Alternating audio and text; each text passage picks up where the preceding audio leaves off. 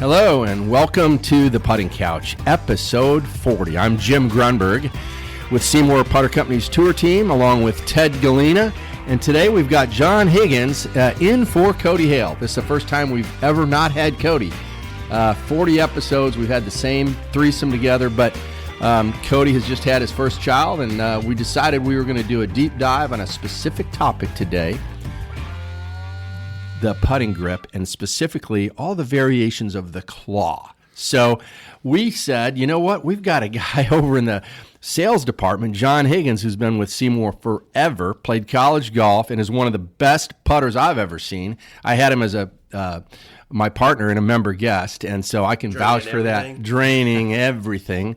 And he's just a guy from day one that was been using this what I call, claw type grip. So anyway, we're going to do a deep dive today, Ted, and just talk about all the different variations, because we are seeing it on the tour a lot. We're seeing it quite a bit on the tour, and I have questions and wondering why would someone switch the claw. I've never switched grips before, so I'd like to get in the mind of John to see what he's thinking and what other players are thinking, and why, you have good players putt conventionally, and then all of a sudden, next thing you know, you see them on TV and they're going to the claw. What makes someone do that? You see Lexi Thompson, David Toms, quite a few that, I know David Toms was a pretty good putter, and then all of a sudden he switched to a claw. Well, what goes into a mind of someone that has to feel like he or she has to do that?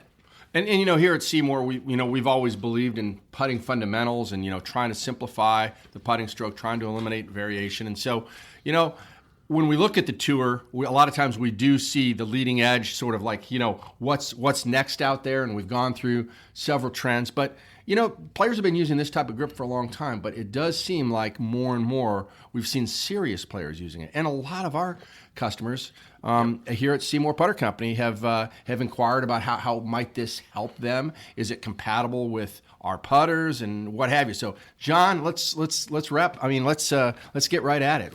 Tell us about why did you go to it, and how could it possibly help somebody? Absolutely, yeah. Thanks again, Jim and Ted, for having me on. And yeah, the claw, it's been super effective for me. The claw is such a funny name, but it's extremely effective, and it may not be the most visually appealing, but everybody loves what it looks like to drain putts, and I think that's why we've seen more and more players at all levels switching to it. Right now, if you look at the world rankings, 7 of the top 45 players in the world are using it. 4 guys used it in the last Ryder Cup, probably going to be 25% of the players this fall. But yeah, overall, I really it all got started back in the mid-'90s, in Milwaukee at Brown Deer Park Golf Course. If you look back in the mid-'90s, the most notable thing to happen there was definitely Tiger's professional debut in '96, but kind of a chance encounter happened in 1995. Tour players Skip Kendall and Chris DeMarco were chatting during a rain delay, and Chris had really been struggling with his putting on the season. He was a great ball striker, but he said he missed 19 cuts so far that season, was worried about losing his tour card. And really, Skip Kendall had seen a player in Wisconsin that was a top amateur player named Bud Baker. And I've heard Skip discuss this, and that's where I'm kind of sharing that story over just now. But really what he showed Chris was that there's this grip where you can really neutralize the right hand. And Chris had said that he used that dreaded word in putting, the 4-letter word that starts with the Y, the yips, and he self-diagnosed himself with that. And really, it was just about getting his right wrist too active during the stroke as a right-handed player. And so Skip showed him this grip, and then Chris put it in play, and it really rejuvenated his career. I mean, Chris ended up, he won what's now the Korn Ferry Tour. He won an event in 1997 there, and then really became a top-tier tour player. We saw him in a lot of President's Cup teams, Ryder Cup teams. He made a putt to win the President's Cup. Most notably, we remember Chris for, of course, the epic duel in the 2005 Masters when he lost it to a playoff to Tiger. But that was the year that Tiger made that epic chip on the 16th green that fell in. Chris has ended up had a great career. And one over 22 million, as I said. And then, so he's the first guy that really, going back, when we saw Chris DeMarco at Augusta, and when he just had the trophy just stolen out of his hands, he was using that grip. He was, okay. Yeah, and he definitely was. And then really, I think Mark Calcavecchia, who was the 1989 Open champion, he saw what it did for Chris. And then so Calcavecchia put it in play in 2000 at the Players. And he was about 39-40 at that time. He quickly had 4 top 4 finishes with it. And then he ended up having just an unreal performance at the '01 Phoenix Open. He at age 40, he set the tour scoring record at the time of 28 under par. He made 32 birdies. And so I think that's when suddenly, hey, people kind of started to pay a little bit more attention. And but it's definitely evolved over the years. And it used to be, people just use the claw, as a last chance effort. But I think you're seeing it that say, hey, even very good putters, if they're not everybody needs the claw, and we'll get into that. But if you do, there are very good players that even at a younger level are playing it now. You look at young Will Zalatoris just jumping up the top 50 in the world. Of course, Colin Morikawa, he just won the PGA Championship, and he's 4th in the world, but he did that with honestly mediocre putting. He's that good tee to green, and now he switched, and we saw him have a fantastic win putting well at the WGC Workday. Yeah. So that implies to me that the players can go in and out of it. Now, first of all, we have to understand tour players practice putting 100 times more than any of us will. Okay, definitely. So you have to preface it by saying that, but. Is it about gaining more control over the putter, less control over the putter? I mean, the name, the claws, sort of implies that my fingers are going to be dug in and I'm going to be holding on to that thing tight, for dear life. And that's really not what it's all about, though. You're right. It's not really. I mean, really, with the claw, first off, we've discussed so many, I've listened to, so many putting couch episodes. And when you listen to Pat O'Brien and the team here and kind of our SeeMore Putter Institute philosophy for, posture, stance, and alignment, all those beliefs and fundamentals perfectly still aligned with the claw. They all stay the same. No changes there. Yeah. But really, where the claw helps even the, I would say just your typical amateur player is really, I think it's more consistent even when you can't practice as much. I know after college when I wasn't playing as much, not playing, competitive golf as much, you just don't have the chance to practice. And so for me, what I really saw in my game was that my as I got a little older, my right wrist just wanted to get a little bit more active and kind of release too early before contact. So even when I had perfect setup alignment using a SeeMore, during the stroke, I felt like I putted pretty well, made a lot of long putts, but I just was having those 1 or 2 putts around from 4 to 6 feet that I felt were just really poor. And it was really releasing it too early. And I think what made me think about it, I guess as a kid growing up, as a teenager, a lot of us read that big Tiger Woods book, How I Play Golf, and you try to emulate what he did. And I noticed something that I wasn't able to do that Tiger did very well, and that was one of the things that Tiger recommended practicing is practicing one-handed putting with your dominant hand. And so I noticed that with Tiger's, he used the right hand, and a lot of players do. And I've always noticed that I was never able to do that. And so I actually did a test, but I felt very solid in my left hand. So I actually did some testing just myself, something anybody can do on the putting green. And I said, okay, I'm going to hit 6-footers with a standard grip. I was just doing a standard reverse overlap. And then, I'm not involved in the claw at all. I'm just actually testing which one of my arms can stay stable. So I did 10 putts with the standard grip, 10 putts with just my right hand, and then 10 putts with just my left hand. I only made 1 putt with just my right hand. I made 7 of the 10 with both hands, but I went 10 for 10 with just my left hand. And it's because my left hand my wrist was absolutely rock solid. And so at that point, I started saying, hey, wow, really, I'm sure I can't putt as well for 50 feet with just my left hand. I'm not recommending that to anybody, but it showed me how consistently stable my left hand or left arm could be by itself. So, and we're all about letting things flow together. So when I really combined that with a claw to neutralize my right hand, I was suddenly able to be so much more consistent, and it let me just return to impact with the same loft and a square club face more frequently for me. But for players, let's say that don't have any problem, if you can keep that right hand completely stable, and many can, then I don't think the claw is necessary at all.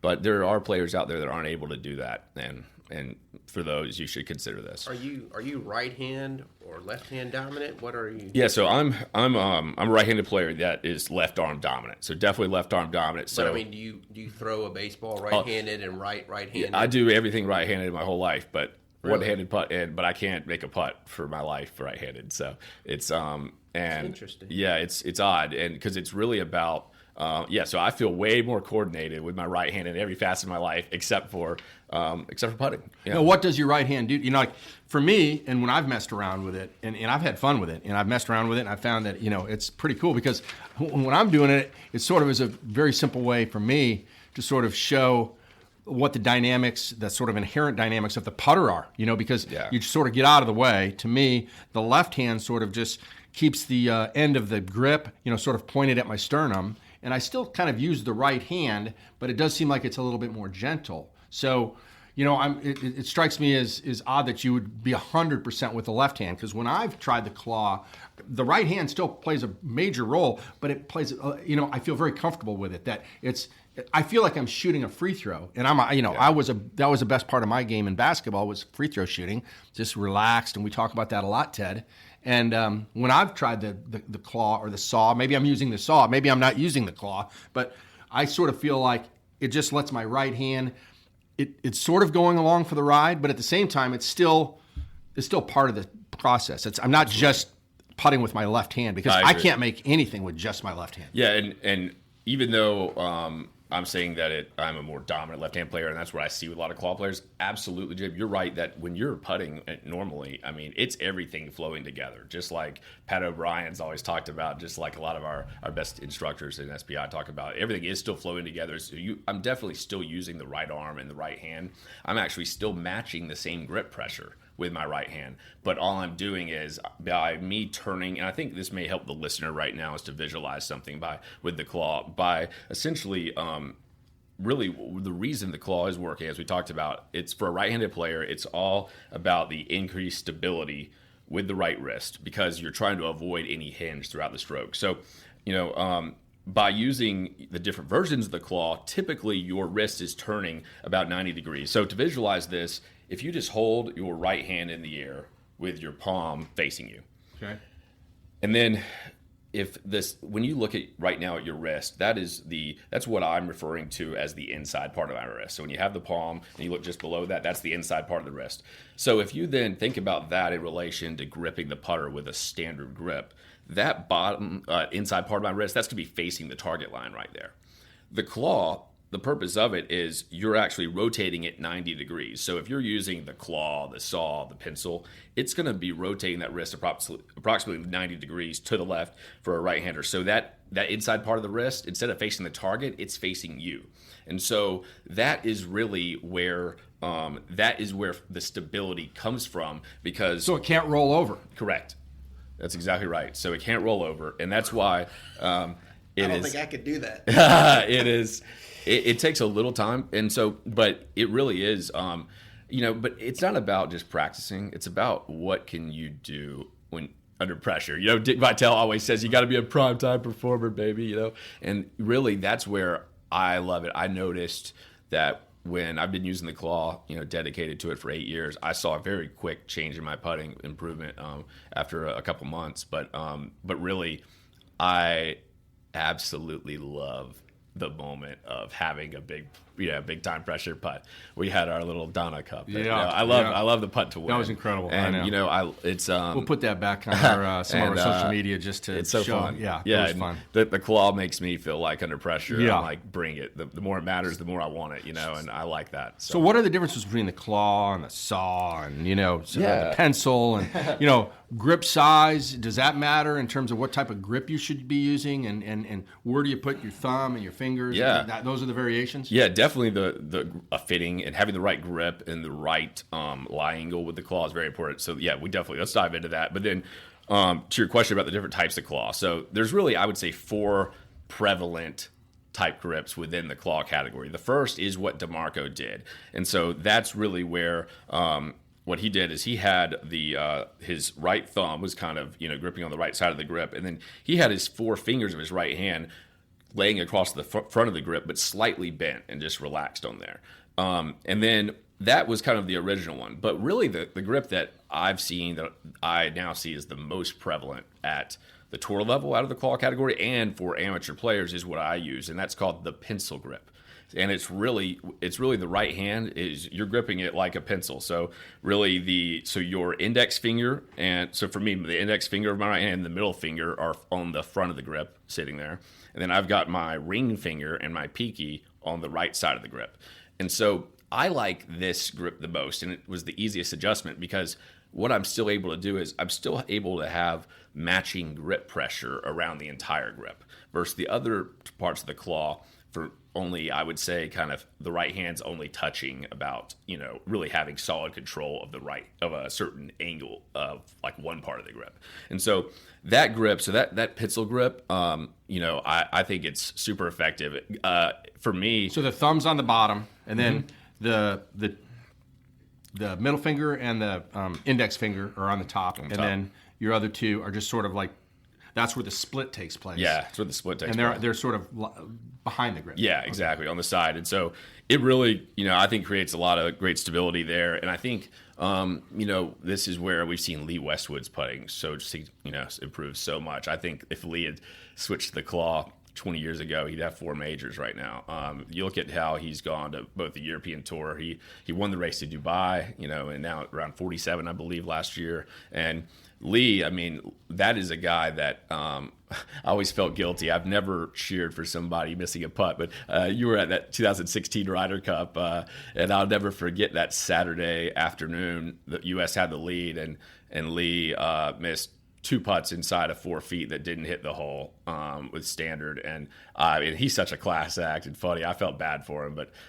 he's putting great right now. He's putting great right now. Yeah. And you look at a guy like that. I thought mentally he just seemed in a bad place with his putting. He had 3 putted that year at the Masters on 16, right when he chipped in for eagle and had a chance.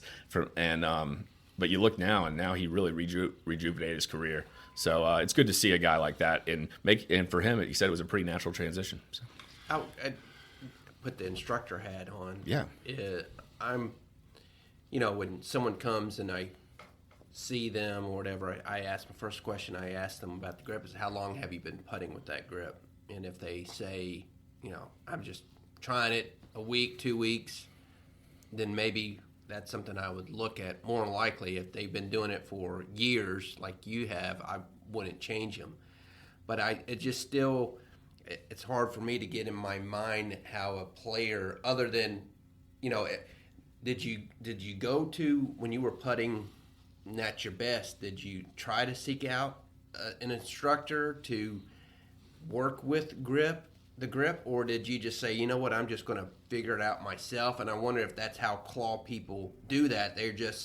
Their putting has gotten to a point where, shoot, I'm not going to go see an instructor. I'm just going to try working on, I've seen so-and-so change. So maybe the quick change right now, instead of switching putters, is going to be just, let me try and change my grip and see if that works. Oh, wow, I made it. Oh, let's go with it. And all of a sudden, you're off to the races. Yeah, great question. I mean, yeah, it definitely, for me, I did seek, try to improve it without going to the claw. And I used a 10-finger putting grip throughout college, and I used kind of the reverse overlap for 3 years before I switched to the claw, just like Pat O'Brien and Ted, you actually showed me that you kind of believe was the best standard grip, and I totally agree that it is. But I did notice, I just was not I was not able to get consistently back at impact. I was adding loft a lot at right before impact, and so that also for me, my speed control even improved with the claw. When most people think it would be more challenging, I actually, from log putts or even hitting it hard way off the green, and my friends joke, they loved it. They see me putting from off the green a lot because I need to listen to the chipping count. My chipping is horrible, even though my putting's great. But yeah, really. So what I found though, there, Ted, and what really built my confidence in it was seeing the numbers of, we're fortunate at SeeMore. There's a Sam Putt lab.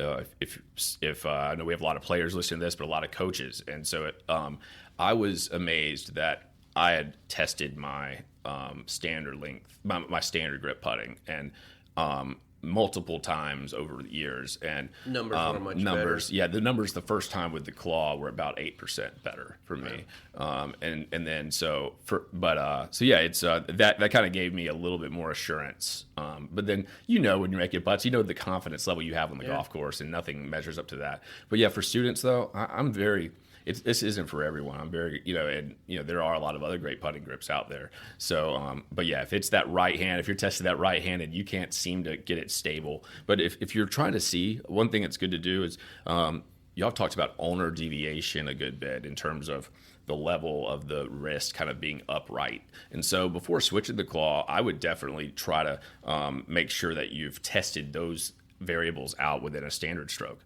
And really, and going back to putter fitting though, and the grip, the thing that I'd say if I look at my overall putting improvement with the claw myself, and what I see with a lot of students, I would say only about 50% of the improvement happens when I had the same exact putter I was using with a standard grip. Okay. Because what happened was with a standard grip, having more of a traditional size grip where it's small at the bottom, it is kind of tough if you have too small of a grip, especially with the pencil, it's challenging to get a lot of control and grip pressure there. So having a slightly bigger grip is important. But I also found that for me, having my left wrist, kind of implementing that ulnar deviation factor where that left wrist is more upright, that ended up even improving my claw putting even more. So I found that I am 2 degrees upright. I changed the specs. So I went to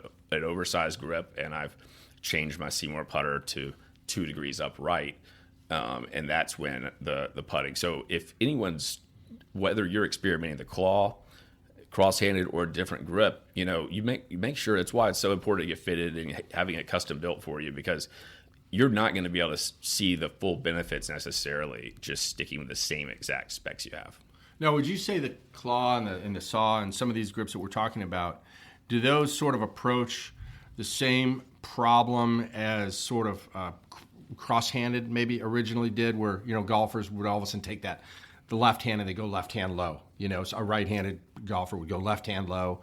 We see Spieth out there putting that way still and what have you. So it seems like this is that also is a way to sort of bring more of the left hand into play, right? You're right. And had you tried that before? I mean, it sounds like you probably had. Yeah, I think, I had a little bit. It was a bigger adjustment for me, but I think left hand low, I mean, we have seen so many great players use it, and great putters. I mean, Jordan Spieth, arguably the greatest putter in the history of golf, in my opinion, is NB Park. She uses left hand low. We don't think about maybe her as much, but she's a heck of a putter. And but yeah, with the left hand low, when working with students or customers that were fitting, something that happens with left hand low that I notice is that really does help some players. It's about the alignment of the shoulders, and also leveling out the shoulders. I think over time, so many players, and no matter what grip you use, this is something I'd recommend. So many players over time, you start kind of leaning, having like backwards tilt kind of towards your right foot, essentially, because we hit so many balls, and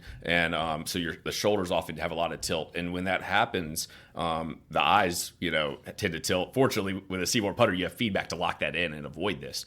But what I notice is because a lot of players lean back like that, the putter head often comes back too low in those areas, no matter what grip you're using. And that's an old adage I heard growing up. I think it's one of the worst putting tips that a lot of people had told me growing up was low and slow. And but keeping it really low on your backswing, that's on your backstroke, it's making you have so much manipulation. It's not healthy. And that's one of the things with cross-handed, I think, for a player that struggles to let that putter naturally rise square to path, cross-handed can really help that. Yeah.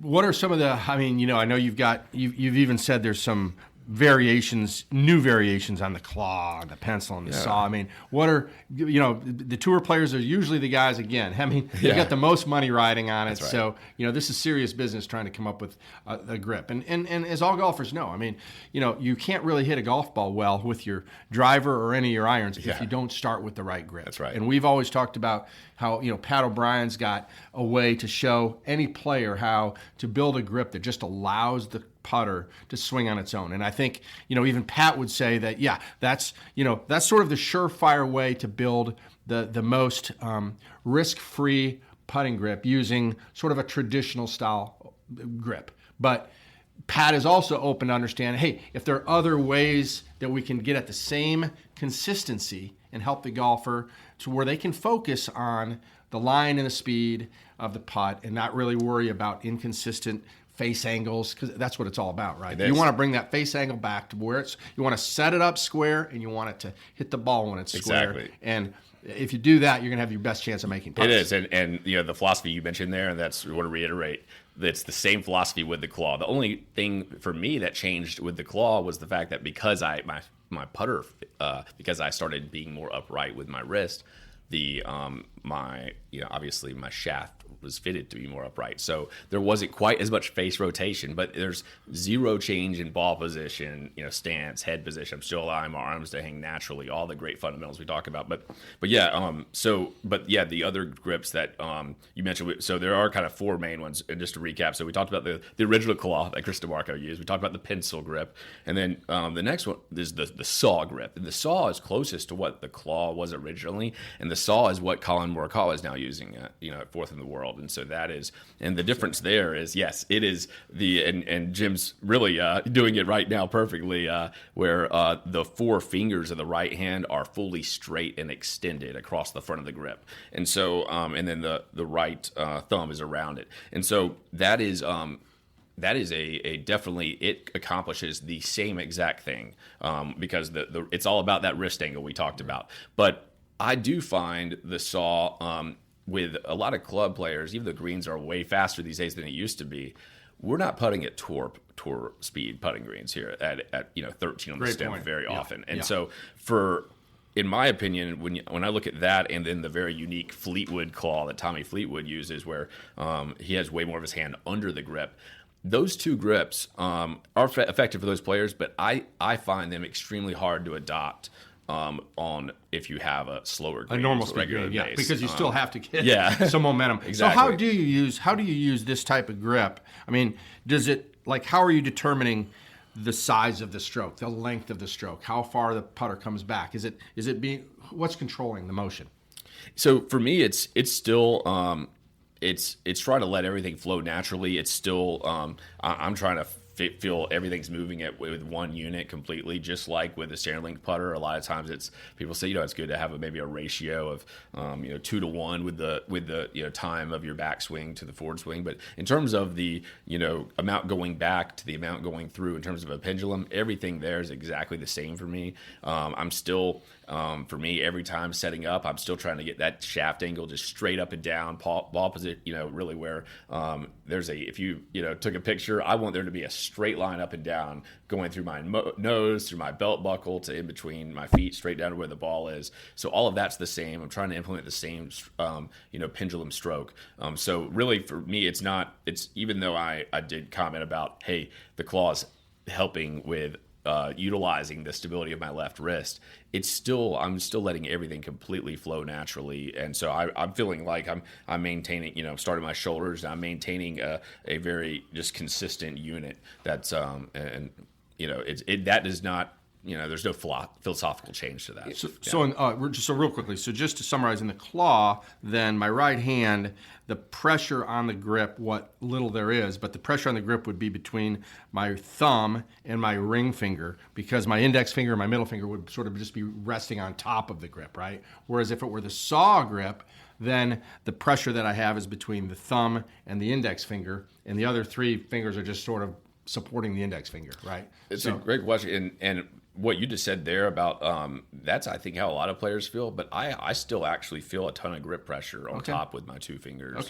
on the face of the grip. Okay. But that's and that's one thing I like about the pencil, but it does not feel good at all if you have too skinny of a grip. Gotcha. And that's why getting the right setup with it is so important. Yeah. Funny story, Jim. I don't know if you remember me telling you this, but out on tour, you keep on mentioning Chris DeMarco, and I'm like, why do I know? I know Chris DeMarco for something when I've been out on tour.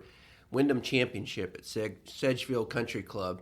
He's sponsored by Ping, and he comes over to me at the bag, and I'm like, well, yeah, I know this is not going to happen because he's peeing whatever, but he picks up a SeeMore putter, and he does his grip, and he's just swinging back and forth, and he goes, yeah, I just want to make sure I'm doing it correctly, and I'm feeling good about everything, and just put the putter, and he's like, oh, yeah, by the way, my kids love your SeeMore putter. They use it.